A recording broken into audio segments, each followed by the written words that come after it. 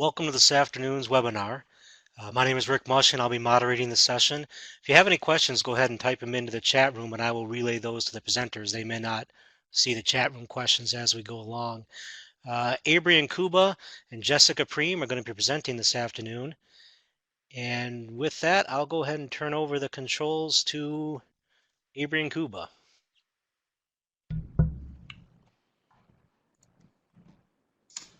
There we go.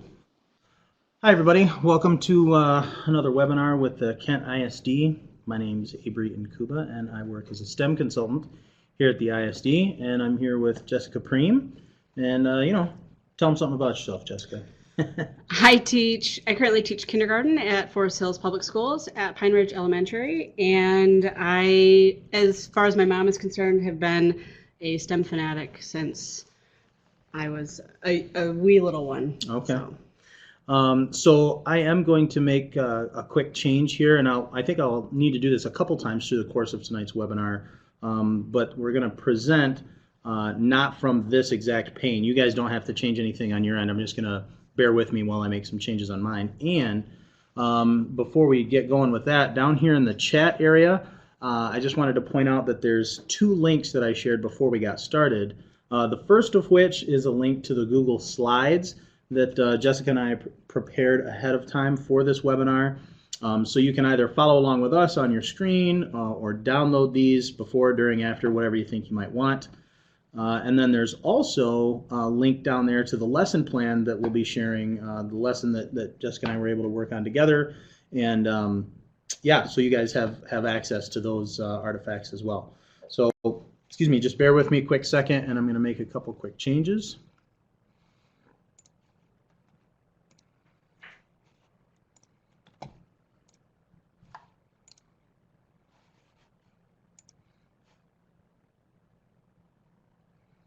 There we go. All right, so here we go with STEM in the classroom. Again, like Jessica and I just did, we had an opportunity to go ahead and introduce ourselves. I am fairly new to this role, not as new as I have been. This is year 3 now as a STEM consultant with the ISD, and you can kind of see background there, but I come at things from kind of an aviation perspective. I still actively teach and flight instruct college students and secondary students as well. So you'll see some of that get fleshed out as Jessica and I kind of present what it is that we worked on together. Is there anything that you want to highlight kind of on your background that they're looking at here? Well, as far as my background goes, I currently teach kindergarten. I have taught lots of different grades, and anywhere from kindergarten all the way to 7th and 8th grade science. With those diverse backgrounds, I've seen how STEM can grow through the years and what is expected down the road, and really trying to push this next generation even further with STEM education. Excellent.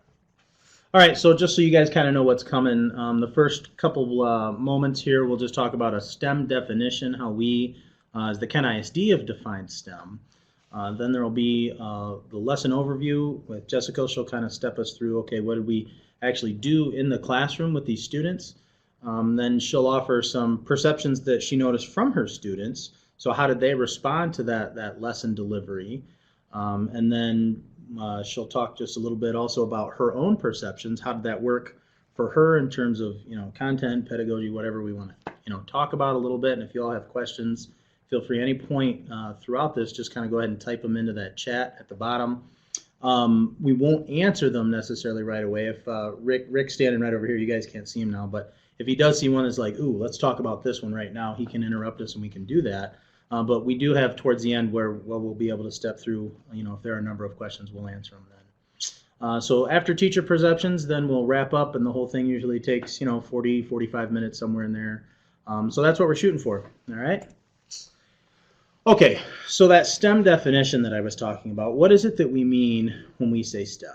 So STEM education is the integration of science, technology, engineering, and math, right? But here at the ISD, we kind of look at that a little bit differently. We say it's to solve a complex real-world problem, and obviously, all of us have heard, or many of us have heard, You know, a lot of the businesses around are really struggling to get the talent for those STEM careers, those jobs that are available. Like Jessica mentioned, you know, she's trying to get her kids ready. She's taught 7th and 8th grade science. She's seen where this stuff is going.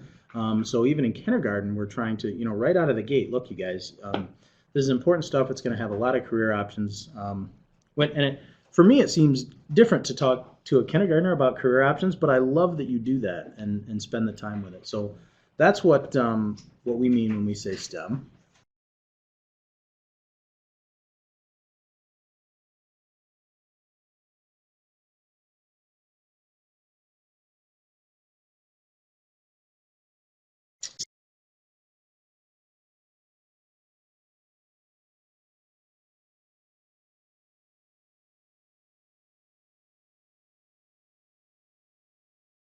Schedule systems for Lockheed Martin. So if you don't know Lockheed Martin, it's government. They make a lot of stuff that's on our trains, planes, automobiles. They do stuff with unmanned vehicle. Oh, you can't imagine the kind of stuff these people do.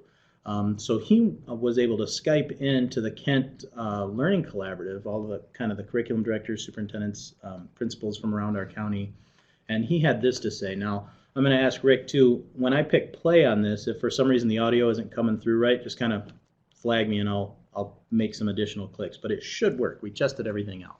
I'm going to listen to land for a moment.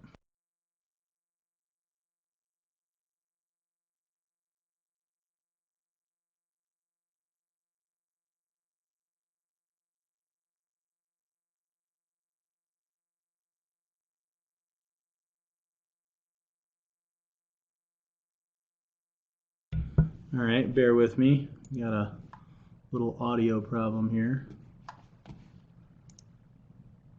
See if I can make some needed changes. There we go.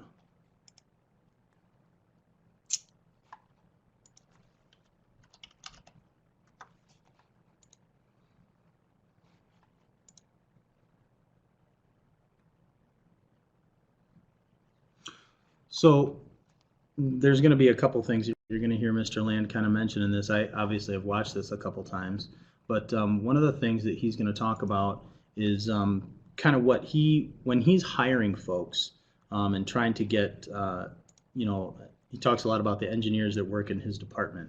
When he's talking with them, or when he's seeking to hire them, I should say, he has some different habits of mind that he's really looking for. And when he mentions this, I think you'll find it pretty interesting. He talks a little bit about both divergent thought and convergent thought. And I want to get the shortened version. We don't need to listen to the whole thing. I think it's right here. All right, so I'm going to expand this. I'll mute my microphone again. When I play this, I'll have to kind of skip through some parts of it because, again, I don't want to listen to the whole thing necessarily. But let's try this.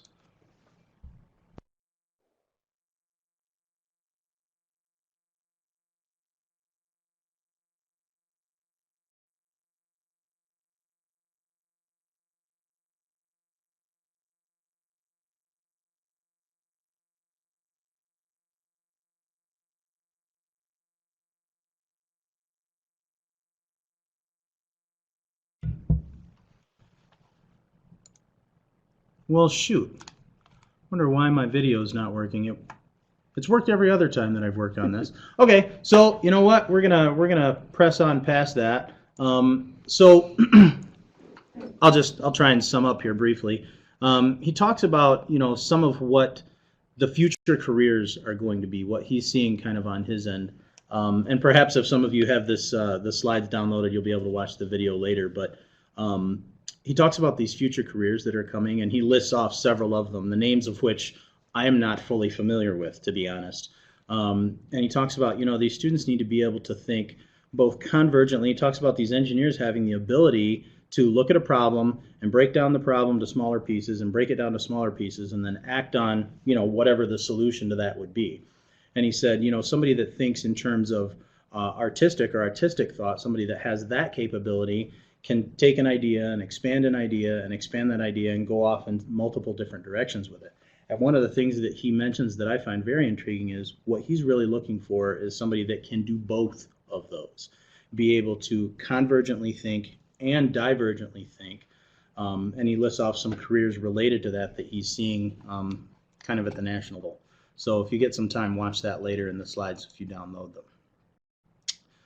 So let's take a look at the lesson. And at this point, it's going to be kind of the Jessica show.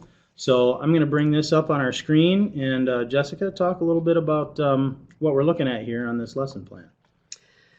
All right, so Avery came to me and last year and said, you know, I have a kindergarten lesson I'd like to push out, and we have an unmanned aircraft that we'd like to use. And I have to be honest, at first I was a little bit worried about that because I have very little knowledge about unmanned aircrafts.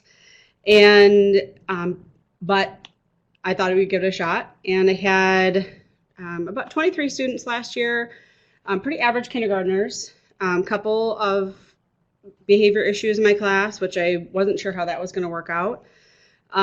We presented to the students that they needed to create a carrying device for underneath the unmanned aircraft, and it needed to be able to carry 10 of our base 10 blocks. Base 10 blocks.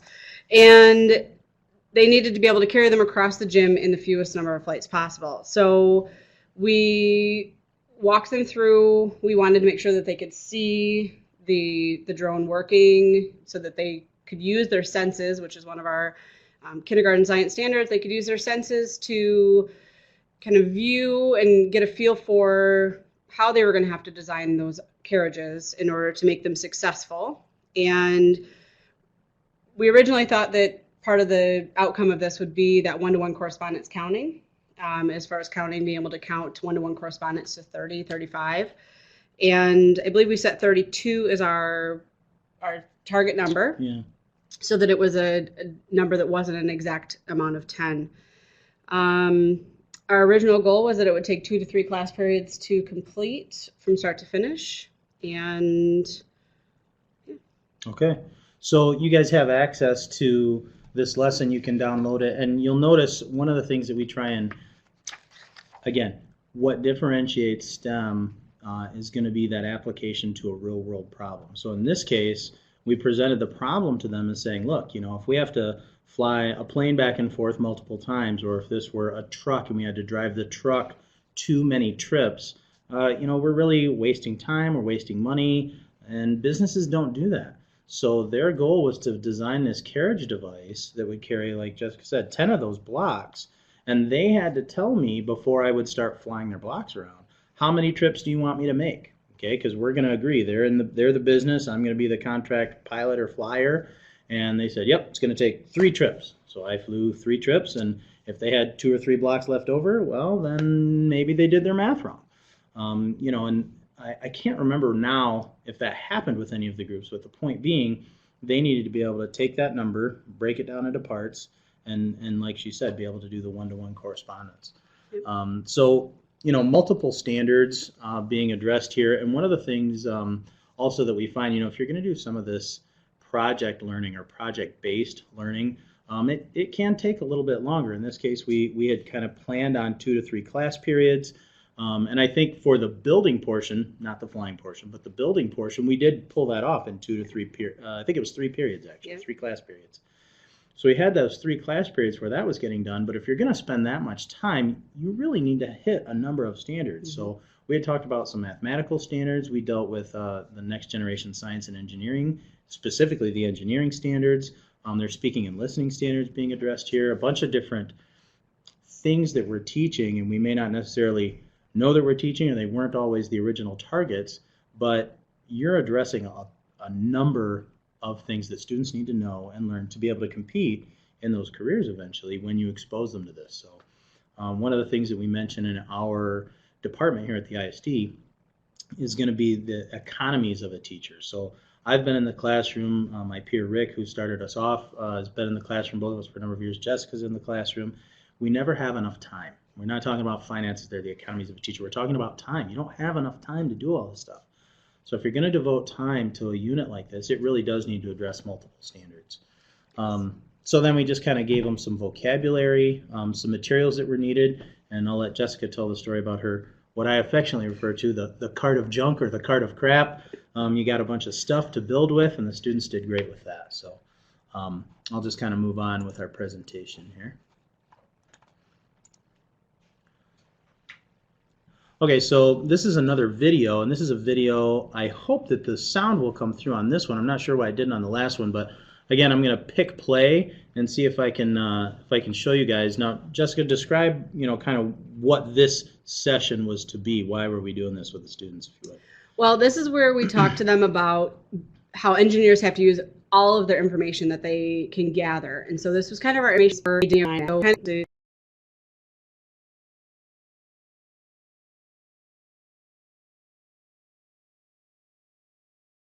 create the undercarriage, but then we wanted them to be able to see the drone in action before they actually went to design. Because if they didn't understand the propellers and the wind speed and things like that, it was going to set them up potentially for failure. Yeah. So we talked about using those 5 senses. We talked about, obviously not all 5, they're not tasting the drone, but we talked about using as many senses as we could in our observations, and we kind of left it at that. And then when we were done, we had a discussion. And you'll see the gym is set up it wasn't set up with these materials to blow around. The gym teacher had them set up for something else, but the kids thought it was it actually helped them to see some of the senses by seeing things being blown around the gym. Well, let's pick play, and I don't know if the sound will come through, but even if not, we can still kind of watch this and see the operation.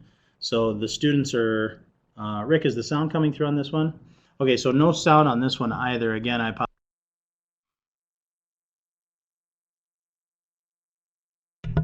Sorry, you'll be able to download this and look at it on your own, but if you can tell, the students are kind of seated like where we are on this side, and we're showing them, look, the wind that's blowing that piece of paper down and across the gym floor, and they were just able then from this experience to see, okay, this is the environment, this is some of the constraints that we're going to be operating under. We've got spinning propellers, there's antennas sticking out, there's wires, there's different stuff. Well, the kids referred to the landing as the bump bump. Yep. That was the very kindergarten term for the landing, the bump bump.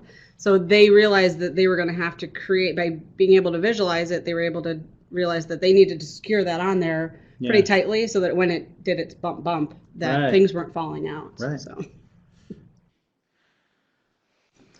right after we finished with the observation, we went back to our media center and really started diving into the senses, obviously, that we used. So just a chart, and we talked about what we saw.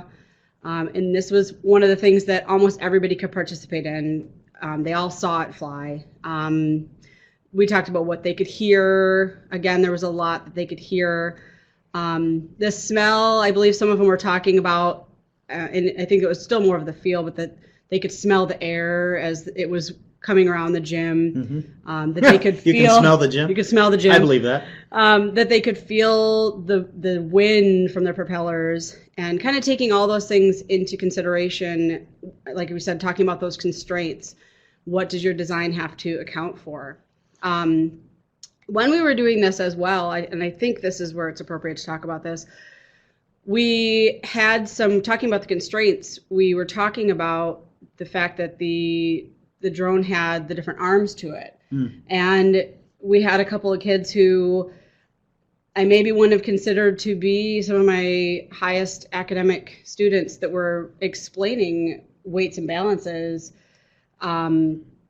pretty in depth, understanding that they couldn't attach everything to one side because it wouldn't fly correctly. And so being able to see it in action and then see it sitting there on the table, you can see it sitting behind me. We had a really, I think, high-level conversation with all of them. So I'm going to brag on Jessica at this point. She did truly a masterful job of charting the thinking of her students at this point. And when we were kind of wrestling with what's this lesson going to look like, what do we need to do, what are the important points, I had not considered a step like this, but she assured me it was very, very important. And after watching it happen, I can't imagine not doing this step. So just like you see there, she's got the orange piece of paper, and we referred back to that a number of times in the classroom. remember what you saw. And, she kind of did the symbol, kindergartners can't all read. So there was different symbols where they could say, oh yeah, the eyeball is the things that we saw, the ear that, she has the drawings on the side of the piece of paper there. It gave them kind of this was like their field journal if they were biologists in the field, or this would be my field drawing if I were designing an aircraft component, right? I go out to the plane and go, that's something like that right there. It's something I can go back and refer to when I'm doing some more detailed work later. And it really got the students thinking about, okay, well, we felt the wind, okay, and then, well, what was that coming? Well, we saw propellers that were caught, okay, and what was that? Well, it's got spinning parts. And it just really did a great job. You did a great job stepping them through what it was that they noticed, and having them try out being an engineer before, long before any of them are going to be. Some of them may at some point, but they're 15 years away from that kind of work. It was great. And this is something that if you're looking at adapting this to an older grade, I know a lot of older students use a science response journal. Oh yeah. Observation data journal, whatever you want to call it. I didn't feel at this point that my students were ready for that on an individual point of view, but definitely something that I like to model so that when they do get a little bit older, they know what that looks like, and they know that they have to constantly refer back to it. So it's not just an exercise. It's not just something that they do and shove in a journal and it's done and then we never look back at. So we did use that to the point where it was tattered and torn and is no longer with us, but we used it a lot. So. It was great. Great discussion. So at that point, we've seen the drone, we have talked about our constraints. So we've done the number one, which is the ask. So what are the problems? What are the constraints? And we walked them through what the entire engineering design process looked like at this point. We told them we've already done number one, so now we've got to do number two, number three, 4, and 5. And we talked about how sometimes they cycle back. Sometimes we don't get all the way to 5 before we have to come back to maybe number 2. Maybe it just didn't work out so well. I then set my students on to the imagining and the planning, which we kind of found as we got into it that kindergartners kind of lump all together. They want to imagine and plan all at the same time. They brainstorm best by doing, more so than they brainstorm onto a piece of paper and then are ready to create something from that. They kind of almost do the imagine and the plan backwards, which I think is okay. However, it is one of their next generation science standards in engineering design is to be able to create those diagrams. I think it says something to the effect of like a model. They need to draw. I think it says like draw a picture that is a model to represent some other thing. Right, and I think it talks about that labeling piece, which is kindergarten teachers we do a lot because they're not doing a whole lot of writing, but they can labeling those diagrams. So that's something that I would, when I do this again, will put another mini lesson into having him in the classroom, but maybe at a different point of time, talking about how do scientists and engineers create a plan. I think if maybe that had been a mini lesson beforehand, that particular section would have maybe worked out a little bit better. Right. With that said, they did do a great job with the, some of them did a great job with the planning and the imagining. So I think the next slide has their. Yeah, we can move to that. Let's take a look. So what we had them do is we had them individually create a plan of what in their mind they saw this looking like when it was actually being attached to the bottom of the drone. I will say this is where that cart of stuff comes into play. I have a cart that I have parents year-round send in recyclables, and I keep in a spot in my classroom where my kids can always get at it. And sometimes we use it for a makerspace, and sometimes it's just there for great fun engineering work during free choice. But we brought it all down. It has pipe cleaners and cardboard boxes and tubs and hot glue guns, yes, hot glue guns, and all kinds of stuff that they can create with. And so they could see the cart. They knew what materials were going to be available to them. I believe, I'm not 100% sure, we may have told them that they could bring things from home if they were inspired They were thinking, man, if I only had an oatmeal container, which we'll find out later did not work out so well, that they could bring things in from home as well. So we have a student here who's doing an individual plan. We then challenged them to take their individual plans and work with their design team. If you look at the picture on the right in the far back, you see there is a design team working together. We challenged them to take all of their individual plans, put them together, and make one big group plan that worked. And So then they had the opportunity then to develop, some of that speaking and listening portion. This is where I was kind of watching in awe at this point, because you have multiple students working on, like on the left here, the Imagine and Plan. This is one of my favorite photos from this work. This kid, I just love what he's doing there. He's got his wing drawn and the little basket with strings. It's fantastic. So they all had those individual plans, but then when they were all working together, I saw multiple groups saying to each other, no, we can use the strings like, Johnny says, and we'll use Sahid's, kind of lid with a basket because of the bump, and then we'll have, something that'll work. And it was really neat to watch them imagine together and do that work. It was interesting to see, too, the kids that were into the STEM and the kids that had already taken it past STEM into STEAM, and they were adding that artistic, making it artistic, and then finding out that sometimes when you make it a little too artistic, it takes some of the function away from it as well. One of the things that I remember from this, there was one of the groups that had a, they built their little basket or carriage or holder or whatever you want to call it, and then there was these two girls that had added, I'm gonna guess, 11 feet of yarn to the bottom of it, and it was kind of hanging off. And I looked at that thing and I go, well, let's go try it. And they attached it and we took off, and the propellers immediately cut all that yarn up and it dropped off, and they got a chance to kind of figure out, okay, what did we not think of here?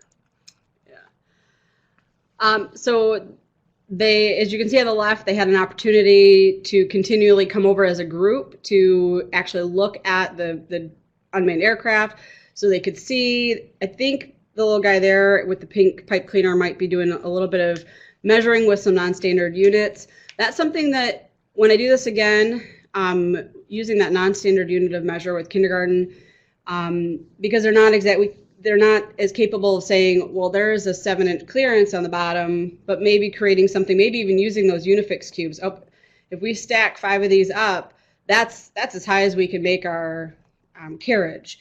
So they're trying to understand, well, will our carriage fit underneath here without hitting the camera, hitting the legs, hitting the propellers? So that's what they're doing. And then you can see the one-to-one correspondence counting on the right-hand side back in the gym. And I think this is the part that maybe took more time than we had anticipated, was the actual flying and the testing, because in a design process, you want them to be able to test, recreate, Mm-hmm. but the amount of time that it takes to get those hooked up underneath and to fly was more. That's why it took more than 2 to 3 lessons, was because of the amount of time it took to go through that design cycle. Yeah, I remember that. The having them step through that engineering design process. If I click back here a couple of slides, having them do this and come up with a thing that they could attach to the bottom of the UAV, the unmanned aerial vehicle here,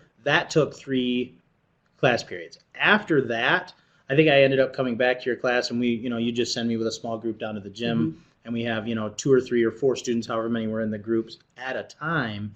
And part of what took them a while was literally just the fine motor dexterity Mm-hmm. to attach a thing to another thing, Mm-hmm. and make it work. Well, you think about kids who can't really tie their shoes yet. Sure. And then you're asking them to attach something. Now, the kids who had pipe cleaners maybe had a better chance of that because they didn't have to physically tie a knot, but that's part of it too. Did we tie our knot strong enough? Was that string not strong enough, or did it actually break? So having them look at that. That's another a good point. One of the things that I watched happen a couple times is they would say, well, my thing is it's gonna go on right there. I said, okay, do it. And they'd go, well, right there. And I said, okay, do it. And then they had to really think about, well, what do I mean when I say right there? Like, how am I gonna actually affix one object to another? Well, and another thing I want to mention too that I personally think was one of my biggest takeaways, and I still keep this in the back of my mind with the language that I use with my students when we are doing engineering in my classroom. When they started physically started creating their carriages in the media center, and we were walking around and we were just observing, and I would say, the words I was using with them were, "Why did you do it that way?" Now, for me as an adult, I just wanted to know what their thought process was. A 5-year-old, when they hear an adult say, "Why did you do it that way?" they were immediately ripping it apart like it wasn't right. And that wasn't my intention. I really was just wanting to help them to make their thinking visible, to help me understand why they created it that way. So it did take a while, but that group did come to understand that when I was questioning their design, I wasn't judging it. I was simply just trying to get them to explain to me. But that was a big part, and I think that that's something that I'm more conscious with this year with my students, to help them understand that I'm not judging their work. I'm just trying to want them to help me understand their work. Imagine that. Teaching, we learned something. Never heard that happen before. So this piece here is pretty precious. In our kindergarten, we do a book at the end of the year, and it is a someday book, and it's based on the book Someday. So they have to say what they want to do someday, and then what they're going to do today that is related to that someday. And this is actually a little girl in my class, and is this both the same? This is both the same. This is her someday and her today. So someday I want to be an engineer. I will design the inside of an airplane. Today I will build things at free choice, and I will practice making things with blocks. So she made that connection between, I'm not old enough to design airplanes right now, but I know that I can practice my critical thinking and decision making with blocks at free choice. Building. Sure. And her dad actually came to the day when we share our books, and her dad is actually an engineer, and he works for a local company, and he was actually in tears because he had no idea that that she had any idea of what an engineer did, or that she might want to be an engineer. And I'm not sure that Avery even knows this, but You make me cry right now on a webinar, and I will not be pleased. She is actually the little one that when they were outside, and because once it got to be springtime, we actually took the drone outside and we're flying outside instead of the gym. And her group was a little design challenged. That's the 11 feet of yarn group, I guarantee it. They're a little design challenged, and most of them really weren't getting the heart and soul of what we were trying to do.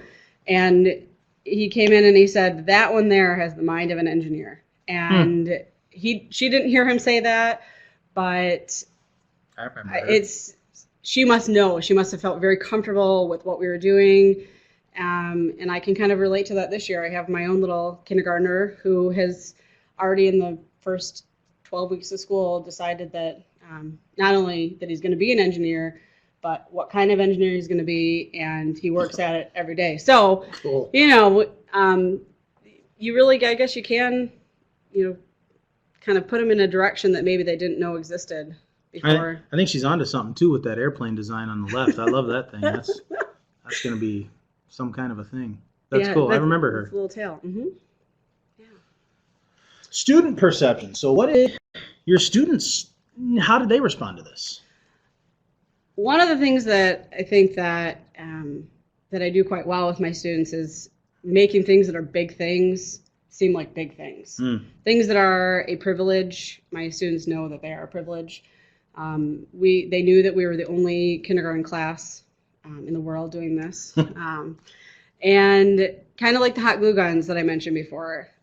Most of my colleagues think I'm crazy to hand off glue guns to 5-year-olds, but and you might be a little crazy, but we make it work. We do a lot of mini lessons about it. We talk about it, and we talk about that it's a privilege. And if you can't handle the privilege, then they will disappear very quickly.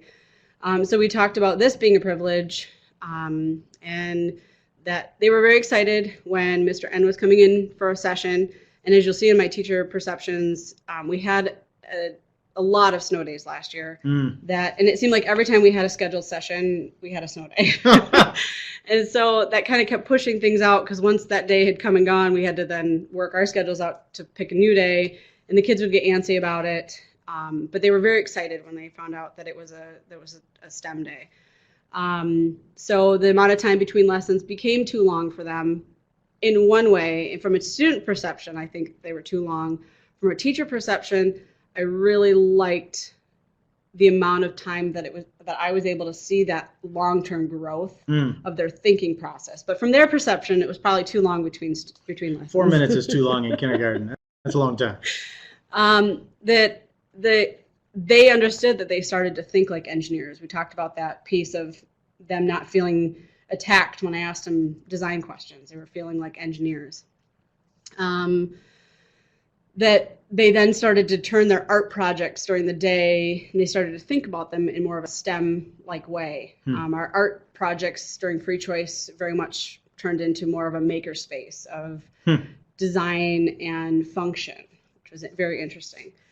And again, that privilege piece is what we kind of talk about. And I think that they rose to the occasion for the most part. Even a couple of behaviors that we talked about, they knew that if they couldn't keep it together, that it was an expensive piece of equipment that they were not going to be able to be around. So you mentioned STEM and then art kind of in the same sentence there. Something that has come up on our radar here at the ISD has been the concept of STEAM. Sometimes we take the STEM acronym and folks will put STEAM. They add the A for art. Well, absolutely. If you look at the lesson plan, we have kind of a column in there with the A for art, right?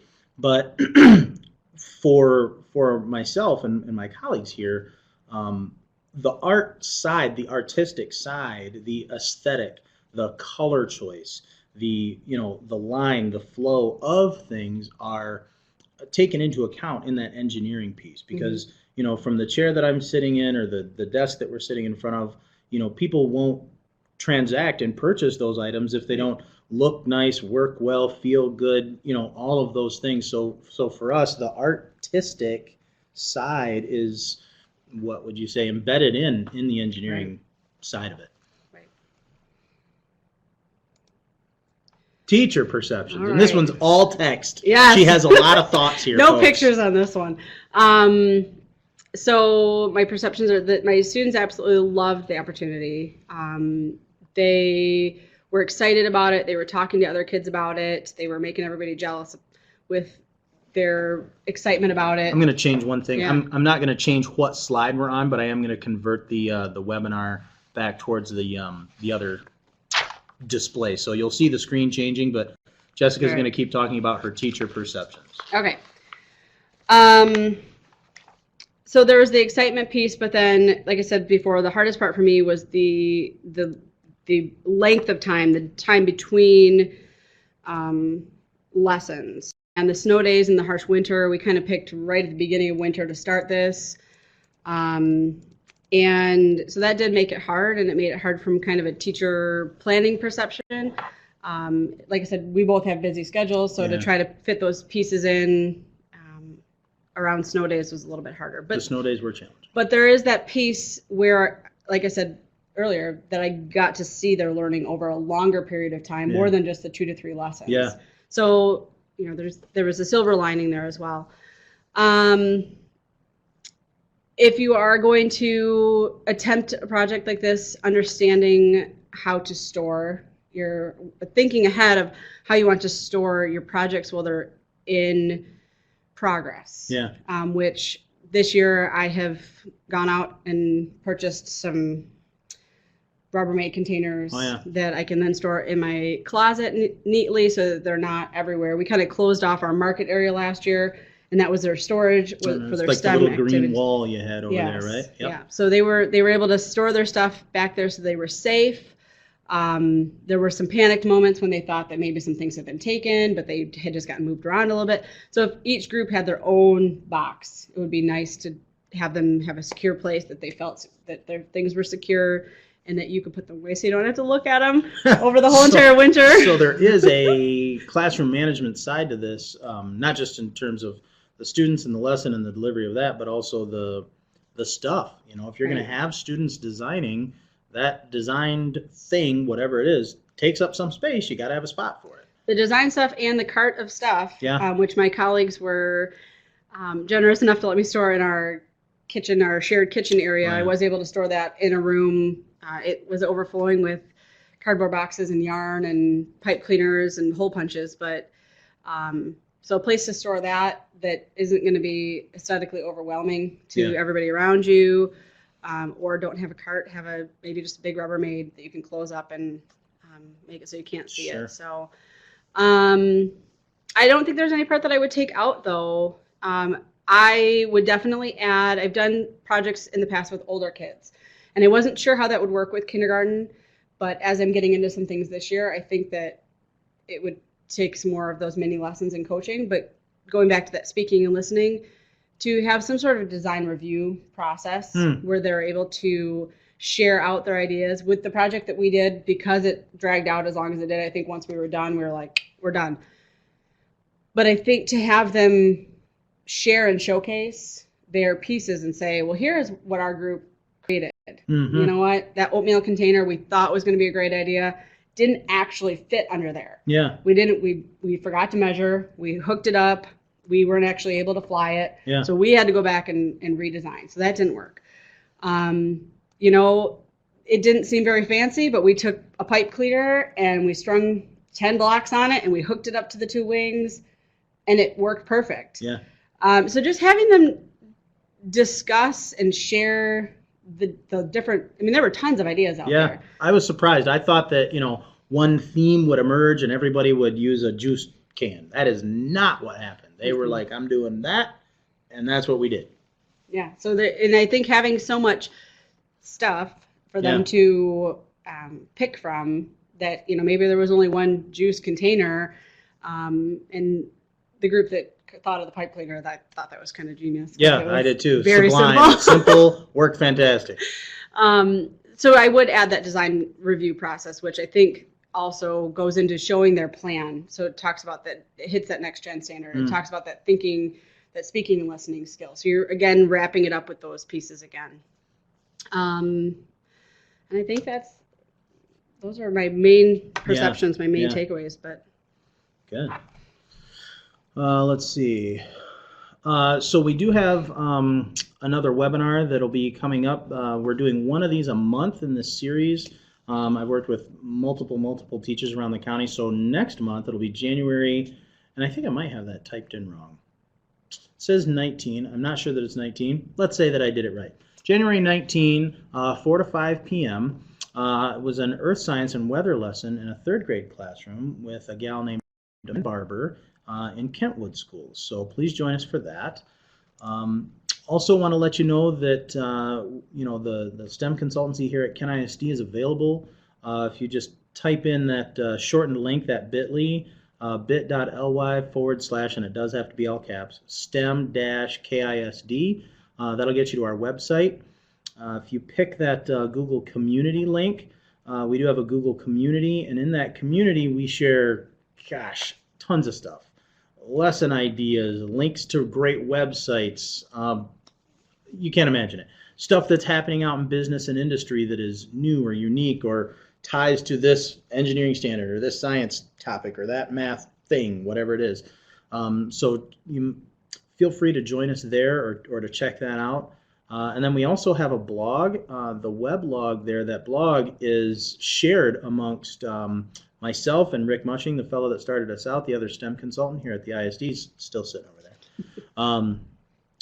And our career readiness consultant and 3 career exploration coordinators. So what do those folks do? Just very, very quick. They're wrapped around some major growth areas that have been identified by our here in Kent County. So Lindsay Tilley works with IT and computing. Krista Harmon works with the entire healthcare sector, Michigan Mile, Medical Mile, all of that stuff downtown. And then also Amy Pierce works with construction, advanced manufacturing, and engineering. So obviously have a large talent base around that here in Kent County. So those ladies can get folks to come in and talk to your students, or high school students can go out and go to businesses So those are some resources available. You can find them there by contacting us that way. And then Mr. Eric Kelleher is our career readiness consultant, and he works with all your students on like the real world, hard hitting. Okay, when you get ready to go and interview, bathe. Here's what your resume should and shouldn't look like. Here's how to practice those interview skills. A lot of those soft skills, communication, speaking and listening, like we were talking about, all of that stuff, to try and get kids to a competitive place for what's going to be their future. So there's a way to stay in touch with us. We do have opportunity for any Q&A, and just as we kind of wrap up, if we see some pop up in the chat, I don't see any right now, but if we do, we'll take a minute and answer them. And if we don't, then we're right about on time here at about 45, 46 minutes. So let me just point out another couple of things kind of on the back end of the slides here, and if anybody wants to enter some questions, they can. These last couple of slides, there's just a funny video on the end. It's a segment from trying to think what it's called. Family Guy. And we've had trouble with our YouTube videos working tonight, so I'm not going to mess with it here. But if you play that, you'll see a video example of what I think Jessica and I would say STEM is not necessarily. So I'll leave you to kind of download that and play that on your own.